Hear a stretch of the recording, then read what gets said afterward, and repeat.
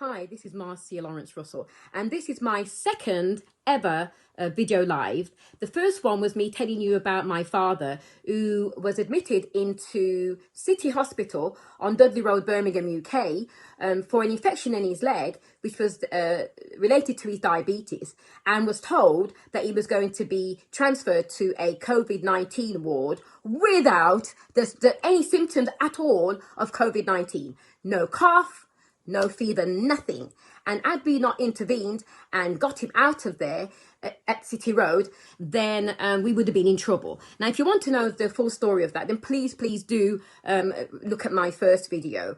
I'm actually doing this second video because following that video, I'm not surprised. I really am not surprised that my case is not an isolated case. I've had numerous calls, texts, emails, telling me of their stories. And I'm thinking of one that I recall now where Mr. T had epileptic fits, and he had so many in that day that he had to be admitted into the hospital, City Road.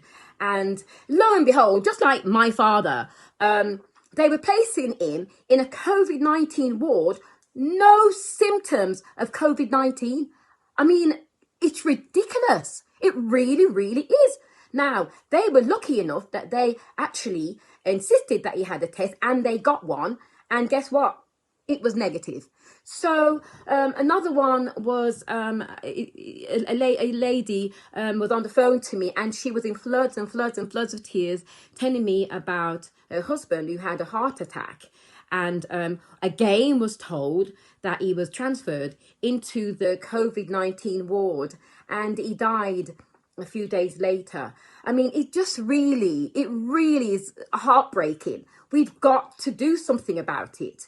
So I am calling for an inquiry, a full inquiry into the deaths of African and Caribbean people who've died of COVID-19 since this pandemic started.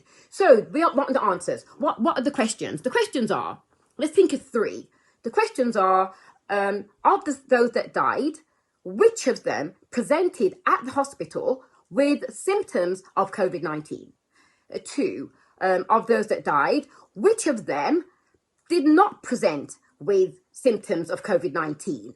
And of course, of those that died, which of them actually took the test, had the test, and was confirmed positive with COVID-19? Now, that's just three of, I'm sure, many other questions that we need to get answered. You know, I'm in this field. That's what I do. I do this every day when I have to defend discrimination in the workplace.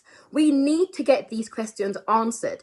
Now, I know that there is some inquiry that's just been launched today to look at this issue, and I'm sure they will come up with many rationale for why this is happening. Now, one of them is that we in the Black community actually suffer from diabetes and high blood pressure, hypertension at a higher rate. Now, if you look at just the community, then yes, inside the community, we do have and suffer from diabetes predominantly inside our own community. But when you put that into the larger indigenous population, then now that's another story. So I went to look at the stats on this, and it's got from Diabetes UK. Okay, it says the number of people with diabetes in the UK, that's black and white, reaches 4.7 million in the UK. Now that, my dear people, is 1 in 10 people. I mean, it's bad news anyway, isn't it? But 1 in 10 people actually suffer from diabetes in the UK. Now, in England, now that's over 3 million. Now, okay. Let's look at it. If 1 in 10 people, black and white, suffer from diabetes, then how on earth, come on, how on earth can we still, when we only make up 3.3 of the population in the UK, how on earth can we still be suffering, dying disproportionately of COVID-19? Those numbers don't make any sense. something else has got to be happening. So first of all, we need to get this inquiry on the go. I'm going to be setting up something where you can all tell me your stories. We need to hear your stories. And alongside that will be this inquiry where we can get the facts and figures about what actually happened. Now, I don't know if this is only happening at City Road Hospital. I don't know, but I do suspect that it might be in other places also. So please do share this video. And I'm sure you're going to want to know about what happened to my father. Now, thank you. Oh my goodness, thank you for sharing the video and also for your many messages of concern. And I'm sat here right now in my father and my parents' home, and I've not got a mask on, and I certainly haven't got any gloves on because my father's test was negative. Yes, negative. I mean, thank the Lord, but yes, it was negative.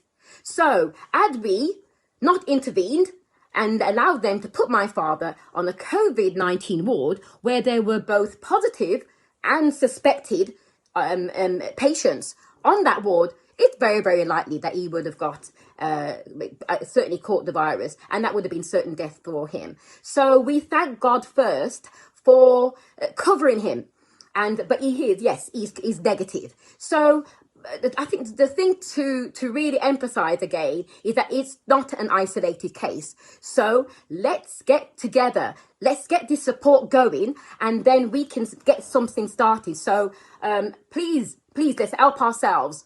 Stay safe. Thank you. Yay! Yay!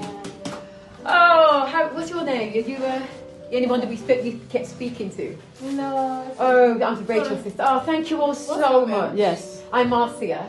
And Sandra. The I'm daughters. Rachel's two daughters. Yeah. Oh, thank you all so very much.